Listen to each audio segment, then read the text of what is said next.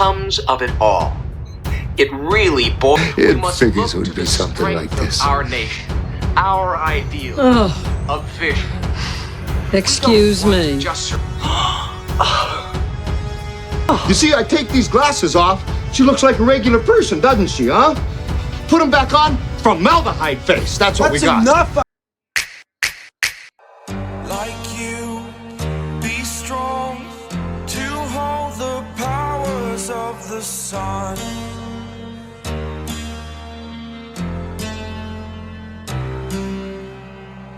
It is the world that has been pulled over your eyes to blind you from the truth. I show you how deep the rabbit hole goes. All I'm offering is the truth, nothing more. Let's listen to Pavarotti. Can I be your superhero? Hello, welcome to The Revealing.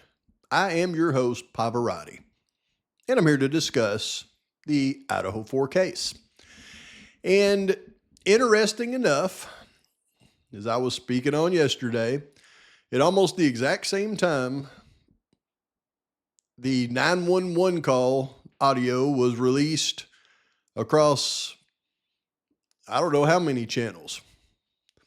And if you think that wasn't a coordinated thing, you got to know it was a coordinated thing. I mean, why else would they do it? And why would they do it right then? Well, I went into this in detail in my video yesterday, so I will not exacerbate the issue today. But my thoughts have not changed one bit. I'm not going to play the audio of the 911 call like all the other clickbaiters. If you want to hear it, believe me, it's out there. It's easy to find. But I think the context of what we've been discussing has not changed one bit. In fact, just like the point that I made yesterday, and I will rehash that point here in just a moment. For those of you that watched my video yesterday but didn't make it to the very end, then you may not have seen my thoughts on that particular issue, so I will replay that ending. But I think there's something to keep in mind. If you did listen to the 911 call, it's no different than the transcript for it. Maybe just a little bit here and there, but the context doesn't change. When they dialed 911, according to the actions on the call, they had not even gone and looked at any of the victims in the house at that point.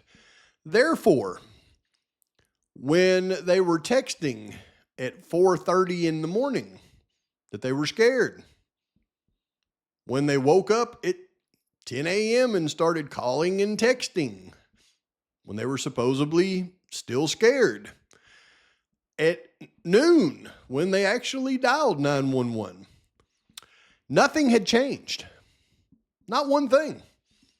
They still hadn't, according to them, gone and looked at the victims in the house. So when they dialed 911 7 hours later, why were they so upset?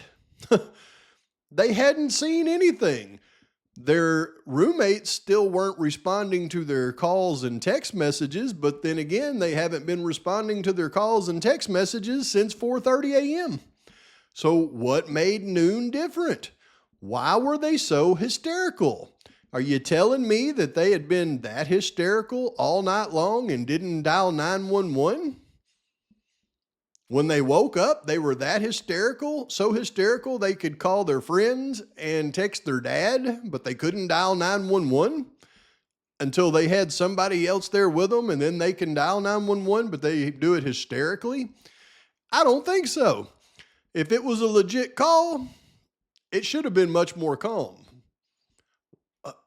We don't know what's going on, but we need some help over here. They won't answer, and we're scared to go up and look at them. That didn't come across at all. No, it was somebody was drinking last night, and we think they're unconscious. And come on, man. No, my thoughts have not changed at all. In fact, seeing them making that call in a hysterical state, that is not what, based on the time frame between the time they knew something was going on, the time they made the call, That is not the frame of mind that they would be in if they didn't know anything. Think about it. So here's my thoughts on the 911 call, just like I laid out yesterday, and they will not change, y'all. So now I ask you, where do you think people like Steve G and the prosecution and law enforcement would like your attention right now? Do you think it's on the facts that's come out in this case, like I just showed you right there, that they did an experiment timing everything, and upon completing that experiment, destroyed all of the evidence of the experiment? The prosecution says it doesn't exist, and then promptly tore the house down? Do you think they want you to know that?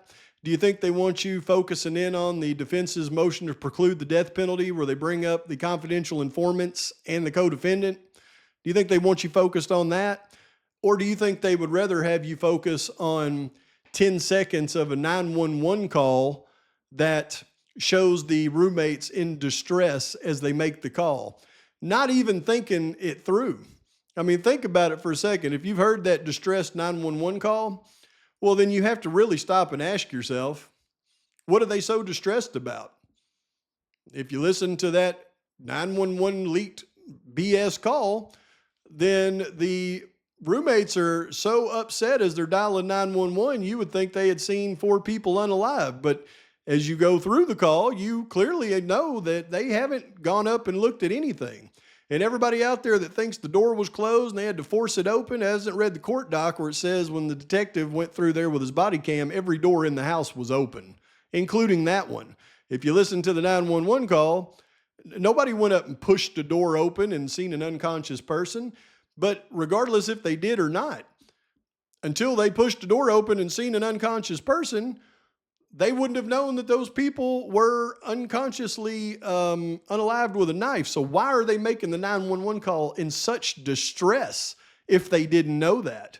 I mean, what they knew at that point, according to them, is nothing different than what they knew when they woke up at 10 a.m. and started texting and calling people.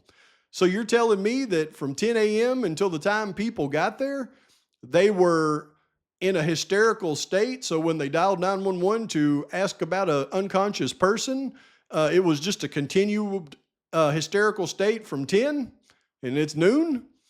Give me a freaking break. If they hadn't already seen what was taking place, that 911 call should have been calm, not hysterical. It should have been, hey, we got a roommate up there we think is unconscious, and there was a guy in the house last night. We don't know what's going on. We need some help out here. Not, oh my God, oh, it's terrible, what's wrong? We don't know, but we haven't known for 8 hours now, so I don't know why I'm crying. Give me a break. Use your freaking heads, folks. Put your thinking caps on. So, in conclusion, the powers that be that want this thing to be over and done with, and they want to put Brian Kohberger away for this without any evidence, is no doubt the ones that have conspired to release this 911 audio all at the same time, early, right during these motions in limine, because, well, the information came out and the conversation started to shift. So they have to go ahead and grab your attention, try to confuse you, and it's working on most people. Not going to work on me. I've got another video I'll have out shortly as it relates to the other doc that I haven't gone through yet, and it's on the timing advance reports. And do I have some information for you in that one? We're going to blow the lid off of this thing. Please like and subscribe to this channel. Post your comments, thoughts, criticisms. And until next time, Pav'S out. Fly